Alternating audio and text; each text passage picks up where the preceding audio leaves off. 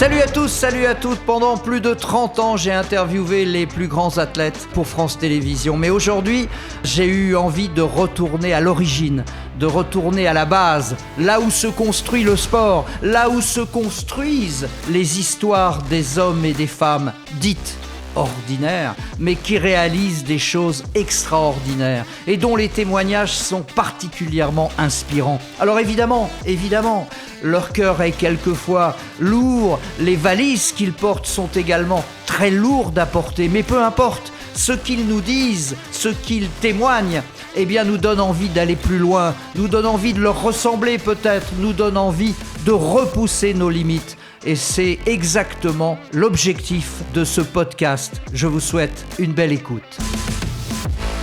Radio Montel, le podcast. Prendre le départ de la Maxi Race avec 40 000 personnes et rester planté pendant 2 heures sur un sentier à regarder les fesses. Ouais, non, ça, non, franchement. Là, 45 piges, je veux pas faire ça, moi. Ouais. Vraiment, hein. La question qu'on me pose tous les jours, c'est: t'as fait l'UTMB? Non, j'ai pas fait l'UTMB, j'ai pas envie de le faire. Ouais. C'est une super course, je le ferai, je vais le faire, mais je vais le faire en off, je vais faire mon tour du Mont Blanc tout seul ou avec qui veut m'accompagner, mais c'est ça que je vais faire. Nicolas Maréchal, 45 ans. Il aurait rêvé d'être un trailer professionnel. Dans la vie aujourd'hui, il est entrepreneur, père de 4 enfants. La vie en a décidé autrement. Mais il continue néanmoins à s'astreindre à un entraînement exigeant et l'évolution de sa discipline de cœur suscite bon nombre d'interrogations. Donc Nicolas Maréchal, 45 ans bientôt. C'est ça, on vieillit. Tu te sens vieux là ? Je me sens vieux dans la récup, dans l'enchaînement des efforts. C'est quand même plus dur. Les réveils, ça tire de partout. C'était plus comme il y a quelques années. Donc oui, on sent l'âge avancé. Ouais. Comment tu te considères ? Comme un trailer aguerri ? Comme un amoureux de la course à pied ? Ouais, je me considère comme un sportif, en tout cas. Oui, aguerri, je pense que beaucoup des gens qui me connaissent vont dire que oui, je suis un trailer aguerri sur le long, voire sur le très long. Maintenant, je reste un sportif amateur, en tout cas, qui aime l'aventure. D'où ça vient cette envie d'aller chercher l'aventure en courant ? Bah, ça vient, je pense, de loin, hein. Ça vient certainement de l'enfance, des romans d'aventure, de choses comme ça. Et puis, moi, ce que j'aime dans le côté à pied, c'est la sensation qu'on peut claquer la porte de la maison et puis s'arrêter quand on en a marre ou en tout cas en ayant atteint un but fixé. Donc c'est vraiment l'aventure par définition pour moi. L'aventure, elle peut être au coin de la rue ? Ouais, bah, bien évidemment, l'aventure elle peut être au coin de la rue, on peut se dire, bah, de Paris, je vais à, j'en sais rien moi, à Reims et puis, c'est déjà l'aventure, mais ça peut être, je vais dans l'arrondissement suivant, c'est se fixer un petit objectif et puis, pas trop savoir comment y aller et ça y est, l'aventure est partie. Il va falloir, trouver le chemin, et c'est une petite quête, quotidienne, ouais. Enfant, tu te souviens, tu courais déjà Ouais, moi j'ai commencé par l'athlétisme. Alors j'étais plutôt sprinter à l'époque, hein, très jeune. Et puis après j'ai fait pas mal de sports différents. Et puis c'est un peu à cause de ma femme que je suis venu à la course à pied, parce qu'elle en avait marre que je fasse du foot, parce que ça prenait trop de temps. Et puis pas de bol, je tombais dans l'ultra. Alors autant te dire que ça prend encore bien plus de temps que quand je faisais du foot. Ouais, tu dis à cause, mais j'ai envie de dire c'est grâce, non ? Ouais, bah c'est un changement parce que tu passes d'un sport collectif à un sport individuel et sur l'ultra, tu le sais bien, tu as des longs moments où tu es seul. Et c'est une discipline que j'ai beaucoup aimée finalement, qui m'a beaucoup changé. Quand tu passes des heures et des heures avec toi-même à lutter contre les douleurs, les difficultés, enfin voilà, différentes épreuves, ça te renforce et puis tu apprends à mieux te connaître et finalement ça m'a bien changé, ouais. Tu dis discipline individuelle, mais il y a énormément de collectifs dans l'ultra. On peut pas s'en sortir tout seul en définitive. Il y a les 2, j'ai fait des épreuves où je suis resté des dizaines d'heures sans croiser un seul concurrent. Mais en sachant que tu pourrais en croiser. Ouais, et puis à côté, c'est là où j'ai fait les plus belles rencontres et puis, c'est Alors c'est un petit milieu qui l'est de moins en moins, mais en tout cas quand tu commences à aller sur des très, très longues distances ou des courses un peu spécifiques, on se connaît tous. On est toujours ravis de se retrouver et puis, en fonction, des endroits où tu as couru, tu as marqué quelques esprits. Donc c'est vrai que, c'est un sport individuel, mais, je connais des coureurs dans tous les coins de France et peut-être, du monde, ouais, aujourd'hui. Ouais, mais tu dis c'est un petit milieu, donc tout le monde se connaît. Tu vas pas me faire croire que tout est rose, tout est beau et que tout le monde s'aime. Ça me semble complètement, utopique tout ça. Ah bah, bien évidemment, alors après il y a les coureurs, aujourd'hui, pros, on va dire, parce que c'est un milieu qui s'est, beaucoup, professionnalisé. Il y a les amateurs qui se prennent pour des pros. Est-ce que tu regrettes cette évolution aujourd'hui? Tu as l'impression que, l'esprit originel est un peu dévoyé? Je suis un peu, entre 2 eaux. Il y a un côté, je trouve ça génial, d'avoir démocratisé la course à pied, hein, il y a encore 10 ans, on faisait du jogging. Aujourd'hui, on fait du running, c'est un peu plus la classe. Avant, tu étais un beauf, hein, tu courais en jogging le dimanche matin, tu étais vraiment le beauf du coin. Aujourd'hui, si tu cours pas, tu es vraiment le blaireau du coin. Ça, c'est quand même chouette que ça a mis des gens à faire, du sport, à pratiquer une activité, physique. Maintenant, est-ce qu'ils la pratiquent bien? J'en suis pas sûr parce que beaucoup passent pas par des clubs et cetera. La course à pied, c'est génial, c'est un sport que tu peux pratiquer très facilement, mais comme je dis souvent, courir, ça s'apprend. Faut pas que ça fasse plus de mal que de bien, non plus. Et puis après, je pense que, on est arrivé à un stade où, moi, je connaissais des gens qui faisaient des marathons à l'époque, c'était des dieux pour moi, c'était vraiment, l'athlète par excellence. Aujourd'hui, j'ai l'impression que ça s'est un petit peu, effrité. Tout le monde court un marathon, que ça soit en 2 heures ou en 7 heures, en finissant dans des états, des fois pitoyables et qui n'en referont d'ailleurs, jamais d'autres derrière. Est-ce que c'est vraiment ça? Le but ultime, je sais pas. Moi, j'aime, quand même qu'il y ait des codes un peu dans le sport. Il y en a toujours eu. Je trouve que c'est bien. Il faut avoir des mecs inspirants. Il faut avoir des mecs qui te donnent envie de te dépasser, de savoir que tu atteindras jamais, leur niveau. Mais, c'est beau. C'est beau justement de rencontrer ces mecs-là qui ont dévoué, leur vie à un sport, je peux penser, je sais pas, à Usain Bolt qui s'entraîne toute sa vie pour courir 9 secondes et des poussières. C'est incroyable quand même de s'imposer ça et aujourd'hui, c'est peut-être une discipline qui manque d'humilité, ouais. Ouais. Toi, tu es dans un club? Je suis au club de Moissy-Cramayel, grâce à sa présidente, ouais, qui m'aide, en effet. Ouais, parce qu'il y a beaucoup de trailers qui refusent justement d'être encartés, qui disent, «Le trail, c'est la liberté, c'est le fait de pouvoir justement mettre un short, des baskets et d'aller où on veut, quand on veut et payer une licence, ça va un peu à l'encontre de tout ça». Oui, je peux le comprendre. Maintenant, pour moi, le but d'être dans un club, c'est, la rigueur, l'entraînement et apprendre à courir et améliorer, les performances. Aujourd'hui, quelqu'un qui veut performer, mais qui veut pas faire de fractionné, court, long, du travail en côte, de la sortie longue, enfin voilà, de l'endurance fondamentale. Aujourd'hui, tout le monde veut courir vite, fort, loin et sachant que, enfin, la base de 70 de ton entraînement, c'est de l'endurance fondamentale à rythme très, très bas. Et quand tu parles de ça à 80 de la population, ils disent: «Non, non, non, moi quand je sors, je fais 10 bornes à bloc et c'est génial». Mais mec, tu vas pas progresser comme ça, quoi. Progresser, j'ai envie de dire pourquoi? Parce que j'ai l'impression que tu t'imposes quand même des choses qui sont, à 45 ans encore importantes, Ouais. hein, donc il y a une rigueur dans ce que tu dis, il y a une volonté de s'améliorer, il y a une vol mais pourquoi?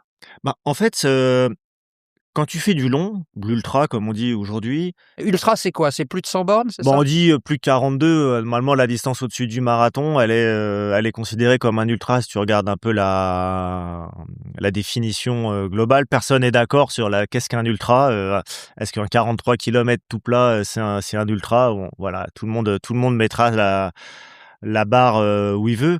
Mais je dis souvent qu'un coureur de 10 kilomètres, je parle d'un amateur, hein, je parle pas du sportif de haut niveau, s'il s'entraîne mal, son 10 kilomètres, il va le finir. Il fera un chrono pourri, mais il va le finir. Quand tu t'alignes sur un 100 miles, si tu t'es mal entraîné, Ouais, tu verras pas le bout. Si tu vois la mi-course déjà, ça serait bien. Donc la sanction, elle est pas la même et donc pour moi, l'entraînement, il est, hyper important parce que tu t'improvises pas à monter sur 100 kills, sur 150, sur 200 et plus. Donc oui, tu es obligé d'être rigoureux là-dessus parce que ton corps, c'est ton outil au final, de plaisir si tu veux aller à Ouais, l'aventure. tu dire de travail Ouais. et sauf que tu un autre boulot, c'est pas ton métier. Ah non, pas du tout. J'aimerais bien avoir des temps de récup. J'aimerais bien, avoir une sieste entre, mon entraînement hobby quotidien, de me faire masser, d'avoir quelqu'un qui m'a fait à manger. Tu vois ce que je veux dire? Donc J'ai mais en mê l'impression que tu le regrettes. J'ai l'impression que quelque part, il y a ce regret de pas avoir été un sportif de haut niveau, ah moi, ouais, ouais, j'aurais rêvé. c'est vrai? J'aurais rêvé, j'aurais rêvé être un sportif de haut niveau. J'aurais aimé, travailler dans le monde du sport. J'aurais aimé, commenter à tes côtés, j'aurais aimé, ouais, et aujourd'hui, j'ai un métier qui est très C'est prenant. quoi ton métier? Moi, je suis dirigeant d'un bureau d'études, j'ai une quarantaine de salariés, mais à côté, je suis dans le sport tous les jours, je coach les U13 féminines en football, chez moi, j'assiste à tous les entraînements de mes enfants, quel que soit leur sport, je veux être là, je veux pouvoir débriefer avec eux parce que j'aime ça et puis je m'entraîne, tous les jours, Est-ce qu'il y a il y a quand même une certaine amertume qui affleure là, non? Ouais, bah, bien évidemment, parce que, le sport, ça a été toujours une passion. Je suis pas issu d'une famille de sportifs, mais je sais pas pourquoi, chez moi, ça a toujours été une passion et je vais te dire, j'ai toujours, jalousé, positivement, les gens qui vivaient de leur passion, que ça soit, le restaurateur de tableau ou j'en sais rien. Quelqu'un qui vit de sa passion, je trouve que c'est la plus grande réussite que tu puisses avoir et moi, j'aurais aimé, faire ça. J'aime beaucoup mon travail, mais je peux pas dire que je vis de ma passion, Ta réellement. passion aujourd'hui, ce serait l'ultra? Je sais pas. Je sais pas parce que j'arrive à un stade aussi où, bah, c'est dur. Aujourd'hui de faire des ultras, c'est dur, ça prend beaucoup, beaucoup de temps et à côté, bah, comme tu sais, j'ai un métier, comme je te disais, j'ai une famille, j'ai des enfants, je veux passer du temps avec eux aussi et c'est beaucoup de contraintes de préparer et de réussir un ultra. Ça te demande beaucoup de temps, beaucoup de et c'est du temps que tu passes pas ailleurs. À côté de ça, j'adore, l'adaptabilité que ça me demande. Jongler entre mon planning pro, mon planning familial et mon planning d'entraînement et c'est excitant quand tu y arrives et que ça marche et que tu as des résultats, de se dire, «Waouh, j'ai réussi à concilier tout ça sans mettre personne de côté». Maintenant c'est usant, mentalement, aujourd'hui, je ressens aussi un peu une fatigue, mentale, tu vois, là-dessus. Une usure un peu peut-être, c'est un mot à la mode, un burn-out peut-être, tu vois ce que je veux dire? À ce point-là? Ouais, ça pourrait, c'est quelque chose sur lequel je mentalise beaucoup, actuellement. Je me pose des questions sur, là-dessus et Et le burn-out serait dû à quoi alors? Serait dû à cette, incapacité justement de gérer ce qu'exige, la course, par exemple? ouais, je pense que l'année dernière, j'ai fait une très grosse saison avec, beaucoup de courses, beaucoup d'ultras, avec des résultats, d'entrer dans les top 10, dans les top 5, que ça soit, au scratch ou en catégorie donc ça te demande d'être tout le temps, à bloc. Et puis finalement, ton entourage, quand je dis ton entourage, c'est pas la famille, hein, forcément, hein, mais tous les gens que tu côtoies, quand tu te présentes sur une course en local, bah, les mecs, ils attendent de toi Tu que performes. tu performes, et donc bah, même si tu étais venu là que pour voir les copains, bah, tu as une petite forme de pression sociale, tu vois? De te dire: «Putain, si je fais, 30e, ils vont se demander pourquoi», tu vois ce que je veux dire? Le regard des autres t'importe? Le regard des autres aujourd'hui, c'est pas tant il m'importe, mais si tu as pas fait, tu dois te justifier, en fait. Tu Ah vois ce oui, que mais je c'est veux ça, dire? ouais. Et c'est un peu, et on va revenir à ce qu'on parlait il y a quelques minutes, des réseaux sociaux, de tout ça et aujourd'hui, la plupart des gens existent, par le sport, publient tout Et et n'importe n'importe quoi. quoi et du coup, l'imposent aux autres aussi. De dire: «Bah, d'habitude, tu es dans les 5 premiers, pourquoi aujourd'hui tu es, 25e? Explique-moi pourquoi. Explique-moi pourquoi quand on va, prendre l'apéro chez des potes, on va venir me parler que de sport. Quelle est ta prochaine course et pourquoi et comment? J'ai pas envie moi de parler de ça tout le Quand temps. tu es 25e, alors que tu visais la 5e place ou le top 10, est-ce que tu es malheureux? Non, Moi, l'année dernière, je fais une course que j'adore qui est co-organisée, par un copain, enfin qui en est le patron, c'était un 100 bornes, je suis en tête à la mi-course, j'arrive au ravito et ça faisait déjà 10 bornes que je savais que j'allais m'arrêter au ravito, attendre les copains qui étaient sur le format plus court, parce que j'avais pas envie, en fait. Je me suis rendu compte que j'avais pas envie d'être à la bagarre sur la course. T'avais J'y pas envie étais. ou t'avais pas les guiboles? Non, j'étais deuxième, j'étais bien, je voyais même pas le troisième derrière, le trou était fait, j'étais en pleine forme. Alors ça, C'est c'est bizarre. Explique-moi, toi qui es un compétiteur, qui rêvait d'être un sportif de haut niveau, tu lâches l'affaire pour attendre des potes alors Ouais, que tu es, bah, parce que à ce moment-là, je me suis dit, «Là, j'ai pas envie. J'ai plus envie là, aujourd'hui, j'ai pas envie de faire la bagarre. Je suis fatigué, pas, physiquement, je suis fatigué dans ma tête. J'ai envie de faire une course avec les copains, de rigoler, de prendre le temps de regarder le paysage, de parler avec les bénévoles, tu vois ce que je veux dire? ouais. Alors que, bah, quand tu es à la bagarre, tu es à la bagarre. Tu pousses la machine et quand tu es dans le mal, bah, tu repousses la machine et tu remets, et tu remets une, tu vois ce que je veux dire? Et ta vue se rétrécit et c'est parti, quoi. Et c'est excitant, j'adore. Ça t'arrivait au début ça? De Bah, de dire, «Bah, non, là, aujourd'hui, j'ai pas envie», quoi. Ouais, ça m'est déjà arrivé, mais c'était plutôt en amont de me dire, «Je la sens pas, la course, j'y vais pas. En fait, j'ai pas envie», tu vois? Là, ça m'est arrivé en pleine course. Alors, c'était la dernière course de la saison. J'avais déjà coché toutes mes cases et j'avais décroché toutes les étoiles que je m'étais, fixé d'aller, chercher. Et là, c'est une course en plus, chez moi, je connais tout le monde. Je savais que j'avais 2 copains derrière et en fait, je me suis dit: «Mais non, moi, je veux faire la course avec eux, je veux rigoler, je veux papoter. On va marcher, je sais que ça va être long, on n'a pas le même niveau. Je m'en fous, quoi.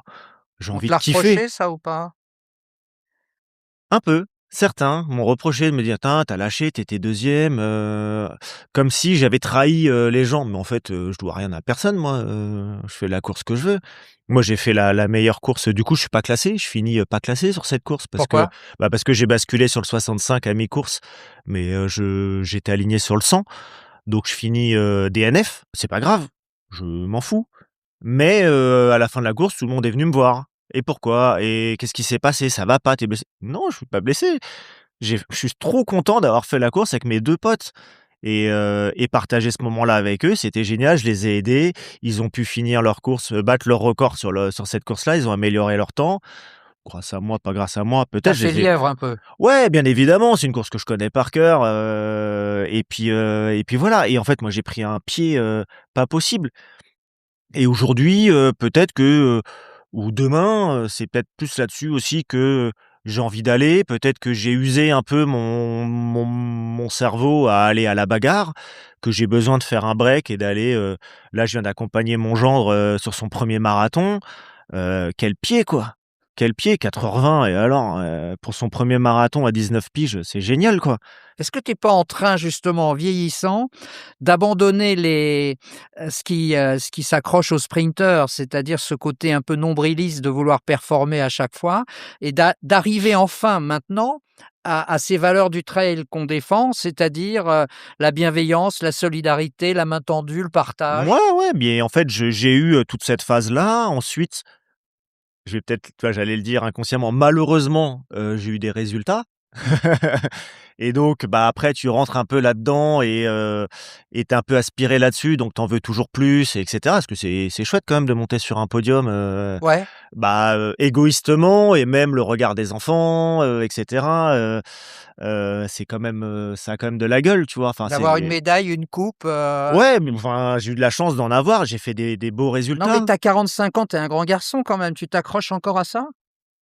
Bah, ouais, et tu vois, j'allais dire, j'ai fait quelques beaux résultats, mais c'est pas mes plus beaux souvenirs de course à pied. Alors c'est quoi tes plus beaux souvenirs? Bah, quand, tu fais un 50 bornes dans le Sahara tunisien et que je finis main dans la main avec mon épouse, ça, bordel, ça a de la gueule, tu vois? Ça, Ouais. c'est des souvenirs, pour moi, inimaginables.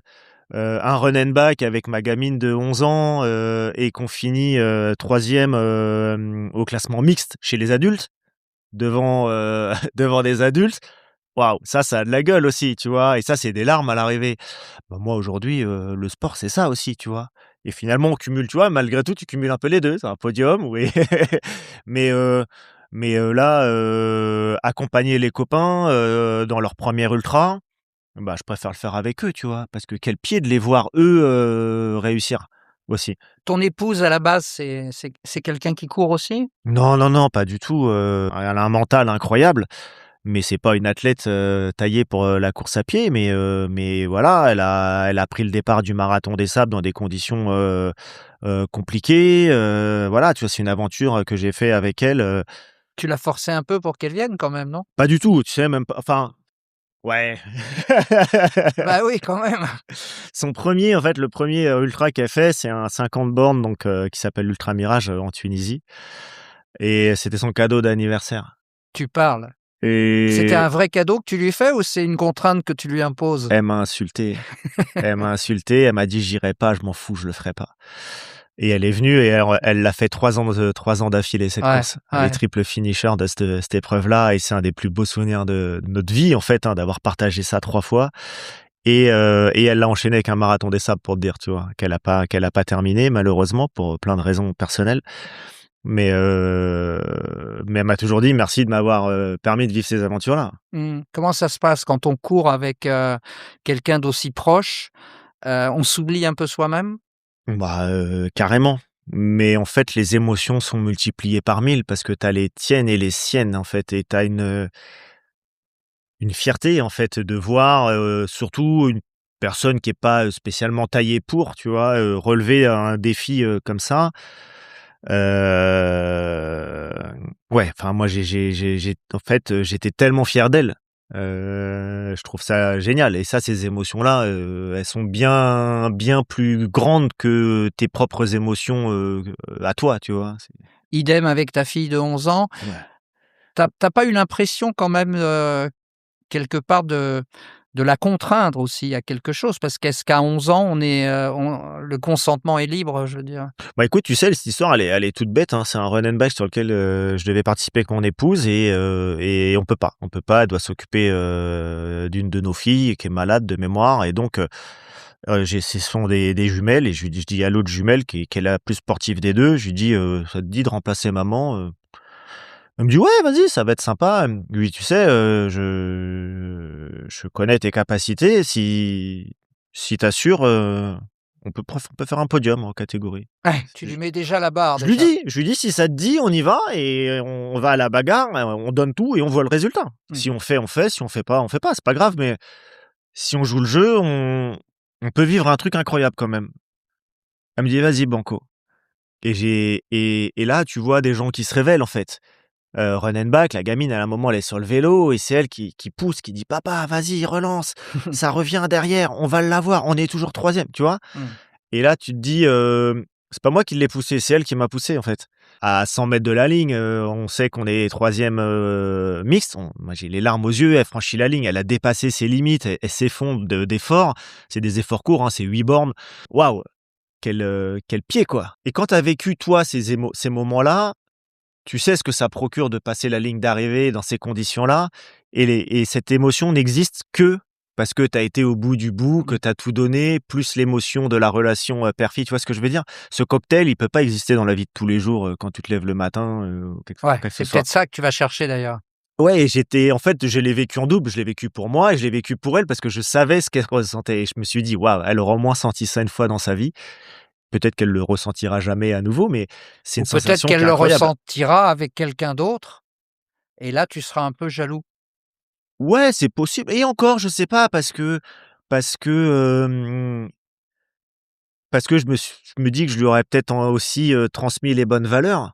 Moi, j'ai toujours cette conviction que, quand tu peux, aider, inspirer, c'est un mot que j'aime beaucoup, c'est un des plus beaux compliments qu'on m'ait fait. L'année prochaine, je suis aligné sur une course en duo avec un copain, on a 11 ans d'écart, il est beaucoup plus jeune que moi. Et il m'a dit: «Je me suis mis à l'ultra, je regardais ce que tu faisais comme résultat, tu m'as inspiré, Nico». Je lui dis: «Waouh, aujourd'hui, c'est quelqu'un qui performe par rapport à moi, qui est largement, meilleur». Mais, je lui dis: «C'est le plus beau compliment que tu puisses me faire». Enfin, vraiment, c'est un compliment pour moi qui vaut de l'or. Inspirer aujourd'hui des gens, on en manque tellement, je trouve, dans le monde actuel que, on peut pas me dire mieux, en tout cas, tu vois? Quelle est la course alors? Quel est l'ultra qui t'a le plus inspiré alors? Oh, je crois que tu connais la réponse. C'est le marathon des sables, ouais, le marathon des sables, moi, c'était mon rêve dès que j'ai commencé à courir. Ça me paraissait tellement, Ancienne formule. bien évidemment. Non, mais il faut Oui, oui, c'est oui, bah, enfin, en tout cas, c'était à l'époque, j'ai fait ma première édition en 2018. Je pense que l'aventure aujourd'hui reste incroyable, hein, faire 250 bornes dans le Sahara en autonomie, quel que soit le backup, ça reste une épreuve, incroyable. Moi, ça a changé ma vie parce que oui, comme je te dis, c'était impossible. J'ai grandi avec des images du Dakar dans la tête. Déjà, je me disais: «Waouh, ces mecs qui traversent le désert en bagnole, qu'il fallait changer une roue en pleine dune, et cetera». Je me disais: «Mais c'est des malades», tu vois? Et puis j'ai vu qu'il y a des mecs qui faisaient ça à pied derrière. Je me suis dit: «Mais ils sont complètement cons». Et non, en fait, ils sont fous et en plus, ils rigolent. Je veux faire ça. Je veux faire ça, je veux me perdre dans le désert, je veux vivre ça et ça a été des moments, de joie, de larmes, d'intensité, d'émotion, de difficulté, de beauté, enfin, je sais pas comment te dire, de rencontres. Tu l'as fait, seul ou tu es parti avec des gens que tu connaissais déjà? Je suis parti, seul et j'ai rencontré, voilà, des amis que j'ai toujours aujourd'hui, enfin Oui, parce qu'il faut raconter quand même, donc tu pars seul, mais tu te retrouves dans une tente, un peu à ciel ouvert ouais. où tu vas partager ton intimité Ah oui, avec des gens que tu as jamais vus. exactement. Ouais, ouais, alors, je connaissais de vue 2-3 personnes et puis, après il y a des gens qui se greffent. J'ai eu la chance de partager ma tente avec, Didier, qui était une figure du marathon des sables puisqu'il était malvoyant. Qui nous a quittés depuis, ça m'a coûté, de chaudes larmes, au départ de l'édition d'après. Son départ, c quand I Wait Well a retenti pour la première fois avec Patrick sur le 4x4, je pense qu'on était tous très émus d'avoir perdu Didier, mais voilà et donc tu rencontres des gens formidables, tu partages ton intimité, tu dois te faire à manger, chauffer la gamelle et puis traverser le désert, quoi. Et le désert et tu y es allé, tu sais ce que c'est, il pardonne pas grand-chose, il te met à rude épreuve Tu avais et besoin de ça? Tu avais besoin de te confronter à des choses aussi, aussi extrêmes? je pensais pas que ça allait être aussi dur, honnêtement. Mais cette traversée du désert, portait bien son nom, en fait, tu vois ce que je veux dire? Symboliquement, c'était fort et le désert, a laissé des traces en moi, positives. Et en fait, ouais, c'est une course qui m'a, changé complètement mentalement, qui m'a adouci, qui m'a aussi rendu plus fort, plus, tolérant, enfin voilà, qui m'a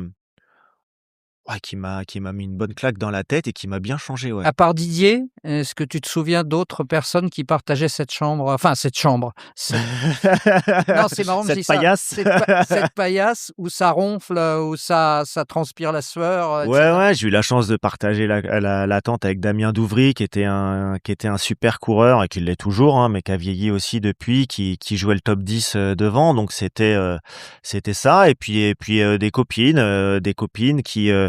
une qui était en rémission d'un cancer aussi, donc qui était là un peu pour, renouveler ça et tu vas rigoler, mais dans la tente, il y avait Magali qui, aujourd'hui est ma comptable. Voilà, je savais que ça allait te faire sourire Bah oui. donc Est-ce qu'il y a un lien de cause à effet bien alors? évidemment, bien évidemment. En fait, son compagnon est mon expert comptable et aujourd'hui, j'ai changé de comptable il y a 2-3 ans et c'est eux qui sont venus là parce que, déjà, ils sont très bons dans ce qu'ils font et que, c'est des copains et je vais utiliser un terme qui maintenant doit te parler, c'est des frères des sables Ouais. donc voilà, les frères des sables, je pense que c'est comme des potes de l'armée ou autre, il peut tout se passer, on sait qui ils sont et ce qu'ils ont au fond d'eux, quoi. Ouais, il y a eu des moments, de détresse dans ce marathon, des moments où tu avais besoin des autres, je ne sais pas, est-ce Sur le premier, non, non, il y a eu des moments d'émotion parce que, tu vois, par exemple, je pense que c'est des choses que mon papa, il aurait aimé faire, quand il avait, peut-être mon âge et cetera et je me souviens lui avoir écrit parce qu'à cette époque-là, on pouvait pas s'appeler, hein, sur le marathon des sables. On s'écrivait, le soir un petit courrier de 1000 caractères et puis c'était tout Et quand j'ai traversé Merzouga, qui est quand même un endroit Mythique. qu'il faut avoir vu une fois dans sa vie, je pense. Les dunes de Merzouga. Ouais, c'est peut-être un des plus bels endroits qui existent au monde, en tout cas pour l'introspection, ça met une bonne claque. Et d'avoir pleuré et tu vois, j'en ai un peu d'émotion Ouais. quand j'en parle et de lui avoir écrit, je m'en souviens très bien, de lui avoir dit tu traversé Merzouga avec moi, tu sais, tu un peu avec moi, je t'ai emmené avec moi dans mon cœur et Pourquoi il courait pas? ah non, non, non, non, c'était pas un sportif, mais je pense qu'il aurait aimé avoir le temps. Il a beaucoup travaillé pour nous éduquer, etc., quoi. Mais T'aurais aimé partager ça avec lui? ouais, ouais, ouais, on n'a pas partagé grand-chose, parce que, ouais, ma maman travaillait pas, lui travaillait beaucoup, beaucoup. On a manqué de rien. On partait en vacances l'été, l'hiver, on allait au ski, donc il travaillait énormément et du coup, bah, forcément, il y avait pas beaucoup de temps, quoi. Ouais, j'aurais aimé avoir ça et c'est peut-être aussi pour ça que je veux le faire avec mes enfants, ouais. C'est ce que je pense, ouais. Mmh. Je pense que tu avais envie de mieux le connaître, en fait. Ouais, j'aurais aimé passer enfin, aujourd'hui, ça se passe très, très bien, hein, avec mon père. On est plus proche que ce qu'on l'était avant. Je pense que lui aussi a, entre guillemets, «des regrets». On peut pas regretter ce qu'on a fait parce qu'une fois de plus, c'était des choix de vie et il fallait peut-être les faire, mais il a un peu d'amertume de se dire: «Ouais, j'aurais aimé peut-être faire plus de choses, en parallèle avec les enfants, aller nous voir au sport, aller, voilà, peut-être partager, ouais, plus de choses». Après, c'était aussi une autre époque, une autre éducation avec des parents peut-être plus stricts que ce qu'on a aujourd'hui. Donc voilà, moi, quand je peux après passer du temps avec mes enfants, j'aménage parce que je veux pas, demain, c'est jamais et c'est pas je dis j'ai une fille qui a 20 ans, bah, ma gamine de 20 ans, aujourd'hui, je la fais plus sauter sur mes genoux, tu vois? C'est plus possible, Ouais. c'est plus le jeu, quoi. Donc tant que je peux faire ça avec, mes enfants, quel que ce soit, il faut faire. Il faut vivre l'instant présent, ouais. Est-ce que tu t'es déjà mis en danger sur un ultra? Volontairement, en tout cas, non, Non, pas non, mais volontairement, mais je me suis toujours imposé des limites. Bon, je suis pas un professionnel, je suis marié, j'ai 4 enfants, je suis pas un héros, après, je me suis déjà fait des frayeurs, hein, parce que je oui, me suis retrouvé dans des états compliqués. par Mais, exemple?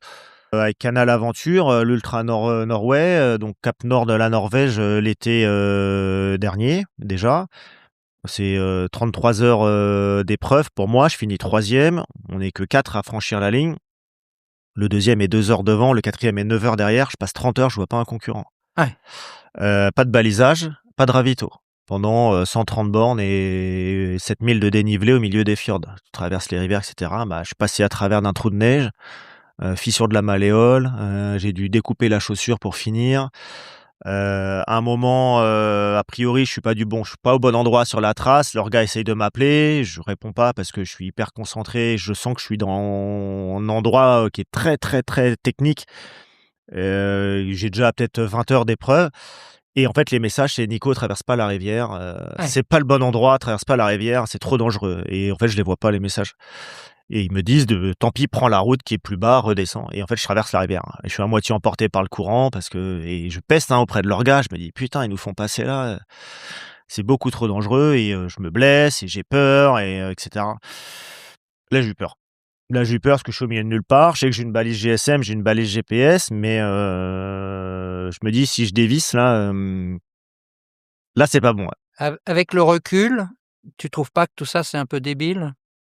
Tu me dis, tu as 4 enfants, Quand heu, je pars sur cette course, pour moi, il y a aucun danger, particulier, hein. oui, mais après, C'est un moment un instant T, et après, c'est totalement de ma faute parce que je suis pas bien je suis pas sur la bonne trace, je suis aussi fatigué donc à mon avis, j'analyse mal la situation.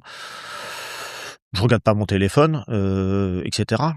Si j'avais su, par exemple, tu vois, j'aurais jamais traversé la rivière en me disant, «Tant pis, je passe là, faut que je sauve ma troisième place». Non, non, j'aurais fait autrement. Sur le coup, c'est clairement un manque de lucidité et pour un mec rigoureux comme toi, ça la fout mal quand même. ouais, c'est clair, mais tu sais, quand tu as déjà 20 heures dans les pattes, sur une épreuve où, il fait froid, tu es dans la neige, tu es tout seul, il faut que tu penses à beaucoup de choses, à manger, à boire parce que tu as personne qui te le rappelle, il y a aucun ravito et tu dois suivre une carte papier plus la trace sur ta montre.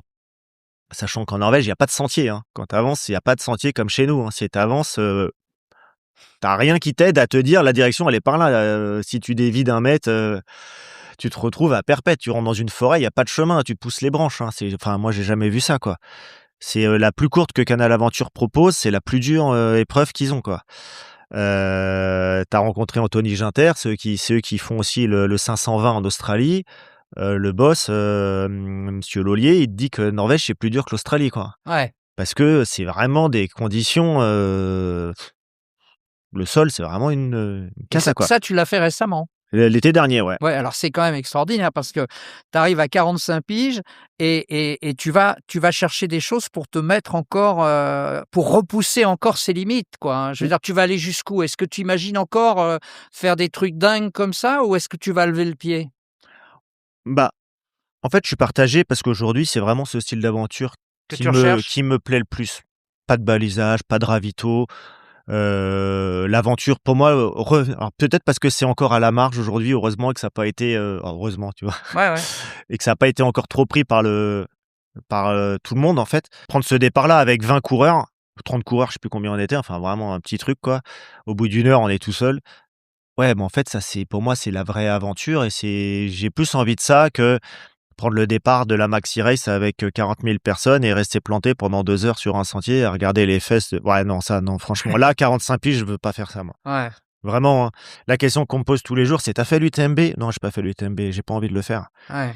C'est une super course, je le ferai, je vais le faire, mais je vais le faire en off, je vais faire mon tour du Mont Blanc tout seul ou Oui, avec justement. qui veut m'accompagner, mais c'est ça que je vais faire. Justement, est-ce qu'aujourd'hui, pour des mecs comme toi, qui cherchent quelque chose d'authentique, est-ce que le off s'impose pas? Bien sûr, le off s'impose, et c'est peut-être cette direction-là que je vais prendre. Il faut juste le mentaliser. Accepter aussi, comme je te disais, de tourner une page, de plus faire de compétition parce que quand tu as fait de la compète, bah, tu bien quand même, puis savoir où tu en es. Et puis il y a toujours, des gens à qui tu as envie de fermer la bouche, tu vois? Ouais. Donc voilà, mais non, non, pour moi, je pense que je vais glisser, certainement très doucement, là-bas. L'année prochaine, je pense que je vais faire mon dernier, très certainement, gros ultra en compétition et il y a de grandes chances que derrière ça glisse, doucement sur des distances plus raisonnables en tout cas, plutôt des 40-60 bornes, tu vois? Qui me demandent moins, d'efforts à l'entraînement au quotidien en tout cas, qui me permettent d'être un peu plus light sur mes contraintes et tout en prenant autant de plaisir dans des endroits en tout cas, et j'irai dans des endroits où j'ai envie de courir, que j'ai Est-ce envie qu'il y a aujourd'hui des têtes d'affiche qui t'inspirent encore, ou est-ce que tu as l'impression que tu fais plus exactement partie du même monde? ouais, il y a quand même des ovnis, il y a quand même des mecs qui sont incroyables quand tu vois un Ludo Pommeret, enfin tu vois, À 50 piges? ouais, alors c'est au-delà de l'âge, tu vois? C'est toujours puis sa façon de courir, j'adore quoi, ça calcule pas, ça envoie, ça y va, Courtenay, chez les femmes qui est c'est incroyable, qui est une des rares, je pense, sur des courses que 10e, elle a pas bâché. La plupart auraient bâché pour pas dégrader la cote ITRA, tu vois? Enfin, voilà, ça te fait ricaner, mais moi, ça me fait pas rire, quoi. Ouais. Franchement, je trouve ça d'une tristesse Ah affligeante. oui, moi aussi, c'est pour ça que je rigole, hein. Donc ça, ouais, il y en a quelques-uns mais regarde, hein, Kylian Jornet, aujourd'hui, il a déjà pris cette direction depuis un moment. Ouais, il a mis le clignotant quand Il a même. mis le clignotant et il fait des trucs de fou. Mmh. C'est peut-être ça, en fait, la liberté. La liberté, elle est de choisir et de faire ce que tu as envie et moi, j'ai toujours aimé aussi être un peu, À la un marge. marginal. Ouais, ouais, voilà, j'ai toujours aimé être un peu marginal. Je pense que c'est pour ça que je suis venu au trail et là, comme le trail, ça se popularise, bah, je vais peut-être, quitter le trail, ouais. Mmh. Les influenceurs qui arrivent de plus en plus, qui veulent absolument prendre une place, raconter des choses alors que, la performance n'est pas souvent au rendez-vous, ça t'inspire quoi ça? C'est un mal nécessaire? C'est Ouais, il y a un côté, pragmatique qui dirait: «Bah, ça va permettre, peut-être de mettre le grand public à la course à pied», comme je te disais tout à l'heure. Je suis pas sûr que ça soit le bon exemple. Je suis pas sûr que ça soit le bon exemple. Moi, ce qui me dérange le plus, sur ces personnes-là, c'est, qu'ils bouffent la laine sur le dos, d'athlètes qui mériteraient d'être accompagnés. Des athlètes qui Je parle d'athlètes quasi, qui pourraient être quasiment professionnels, qui sont aux portes, tu vois, du professionnalisme, mais qui n'ont aucune aide financière, aucun sponsor et cetera, et qu'avec un petit coup de pouce, ces mecs-là pourraient s'éclater et briller. Hem Et en fait, on va donner la priorité à des mecs qui montent leurs fesses sur Insta. Et ça me fâche parce que quand tu sais ce que c'est de t'entraîner dur, moi déjà, c'est entre 10 et 15 heures semaine. Les autres gars, c'est 20 heures, 25 heures pour performer encore mieux avec un boulot à côté et une famille. Et que, bah, derrière, ils sont considérés comme des moins que rien, alors que le premier pimpin qui va courir déguisé en cochon gonflable, on va l'inviter sur toutes les courses, avec un voyage en business. Je me dis: «Pauvre sport, quoi». Mais tu aurais pu le faire, Nicolas. Tu pourrais très bien te mettre en vedette avec tes gamins, ta gamine de 11 ans, tu pourrais très bien, montrer ton intimité avec ton épouse, personne ne te l'empêche. Ouais, ouais, non, mais moi, alors après, si tu veux, j'en veux pas aux influenceurs, en fait. Parce qu'eux, ils ont raison au final, Ils profitent d'un système. bien évidemment, de surfer là-dessus. Ce serait bien bête de pas en profiter, demain, on te donnerait, de l'argent, pour rien faire, bah, peut-être tu le ferais aussi, tu vois? Ce que je trouve dommage, c'est ce manque, ce mal qu'on a en France de pas accompagner nos sportifs aussi, hein, que ça soit nos sportifs professionnels, si je dévie sur l'athlète que tu connais, mieux que personne, on a la moitié de nos athlètes de l'équipe de France qui ont pas de quoi manger après, le 20 du mois. Waouh, quelle tristesse, tu vois? Donc bien sûr qu'on pourrait, moi aussi je pourrais montrer mes fesses sur internet, mais c'est pas mes valeurs, c'est pas non plus ce que j'ai envie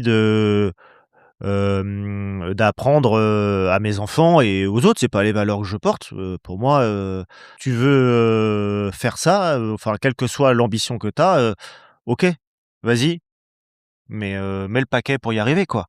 J'ai une anecdote pour terminer, je voulais avoir ton sentiment. Je vais pas donner de nom, mais tu sais qu'il y a une nouvelle profession aujourd'hui qui est celle de camrunner. Ce sont des trailers de bon niveau, comme Mmh, toi, mmh, par mmh. exemple, qui vont, accompagner des superstars, qui vont les filmer et qui vont pendant 10, 12, 15 kilomètres, les suivre avant de passer le relais à d'autres camrunners et cetera, de Ouais. façon à ce qu'on ait, une vision, plus intime, plus «inside» entre guillemets, de la course de la star en question. Et on m'a raconté une histoire, d'une de ces stars donc qui, était suivie par un camrunner et à un moment donc derrière la star, le camrunner a parce qu'il est obligé de contrôler la Ouais, bien caméra sûr. aussi, hein, donc et il a trébuché, il est tombé et la star s'est retournée et sa réaction, ça a été de dire, «Est-ce que la caméra, fonctionne encore?» Est-ce que c'est pas un peu ça aujourd'hui, malheureusement la direction que prend ce trail où il y a beaucoup plus d'argent, où il y a beaucoup plus de financiers qui s'intéressent à ça? Ouais, bah, alors, sur les camionneurs, moi, je trouve ça, assez, stylé quand même, hein, de pouvoir enfin vivre des courses inside sur le trail. C'est vrai que c'est des disciplines qui sont très difficiles à filmer. C'est une discipline qui a le vent en poupe. Ça permet de voir des belles images aussi, hein, à des gens qui ont pas la capacité de faire, ces disciplines-là. Enfin, moi, je me suis toujours dit, sur les sentiers: «Waouh, quelle chance j'ai d'être en bonne santé, d'avoir les moyens financiers de pouvoir vivre ça». Je trouve ça, plutôt, pas mal. Par contre, si je pense à la Diag, parce que la Diag, c'est une qui est le plus filmée avec l'UTMB. Quand tu arrives à un ravito, que tu vois un mec qui est où il y a plus de monde qu'autour d'une Formule 1 à un stand, waouh! Déjà moi ça m'insupporterait d'avoir, 30 personnes qui me mouchent le nez, qui me met ma gourde, enfin bon, OK. Qui sont à la bagarre avec des mecs qui eux sont tout seuls, se démerdent, encore plus de mérite à eux, de ça. Et oui, bah, aujourd'hui ça va avec ce qu'on se disait. Le mec va s'intéresser plutôt au caméraman pour courir bien, pour courir beau. Qui va abandonner s'il est 5e parce que ça risque de dégrader sa cote ITRA et que demain il sera pas invité à telle ou telle course, ou il sera plus dans le classement de. Mais en fait, le sport, c'est pas ça. Un coup tu gagnes, un coup tu perds, un coup tu trébuches, un coup tu as mal, un coup, enfin voilà. Pour moi, la discipline, elle est, avec les hauts et les bas et c'est sur les bas que tu apprends aussi et c'est sur les bas que tu vas aussi, impulser des choses aux autres, de montrer que, tu peux pas communiquer sur les réseaux et montrer que tout est beau en permanence aussi, tu sais, tu me parlais des influenceurs, mais voilà, ils te montrent que ça, en fait, les gars. Ils vont te montrer que c'est facile de courir 10 bornes en machin, bah, tu fais trois trucs comme ça, mais non, en fait, la vie, elle est pas comme ça, en fait. Et aujourd'hui, je pense, oui, que notre discipline, elle prend cette direction-là parce qu'elle se popularise, il y a de l'argent à faire, tout le monde, va là-dessus, mais et là, il y a un grand mais, c'est, de voir quand même qu'il y a une frange sous-marine de la population peut-être qui se révolte, qui viennent parler, au micro, et au téléphone de certaines personnes qui viennent les filmer, les gens de l'ombre et qui disent: «Mais attendez, nous aussi on existe». Mmh. Et en fait, quand il y a sur, 2 000 partants, on parle que des fois même pas des 3 premiers, hein. On parle du premier et en fait, il y en a 2 997 autres qui courent derrière pour Et différentes raisons et qui mérite tout autant. et qui méritent tout autant. Et en fait, on sent qu'il va y avoir enfin, je pense qu'il va y avoir une fracture à un moment, qui va être proche de la fracture sociale, si on fait un peu de on élève un peu le débat, hein, mais on va l'avoir dans cette discipline également. Et les élites vont être marginalisées et aujourd'hui, on en parlait il y a quelques secondes, qui inspire qui au fait aujourd'hui? Nous on a vécu avec des sportifs qui étaient inspirants. Tu fermes les yeux, tu en as 4-5 qui te viennent à la tête avec des posters sur les murs et cetera. Poster toi aujourd'hui Non, de trailer? non, mais je suis Bah, devenu vieux maintenant. ouais. Non mais tu vois ce que je veux Oui, oui, dire? oui, très bien, très bien. Je partage tellement ce point de vue. Merci Nicolas. Ben merci à toi. Ça a été un bonheur d'échanger avec toi et merci d'avoir accepté, mon invitation. Merci Patrick. Voilà, j'espère que cet entretien vous a inspiré. Je vous donne rendez-vous la semaine prochaine avec un ou une nouvelle invitée. D'ici là, portez-vous bien et abonnez-vous. Alors peut-être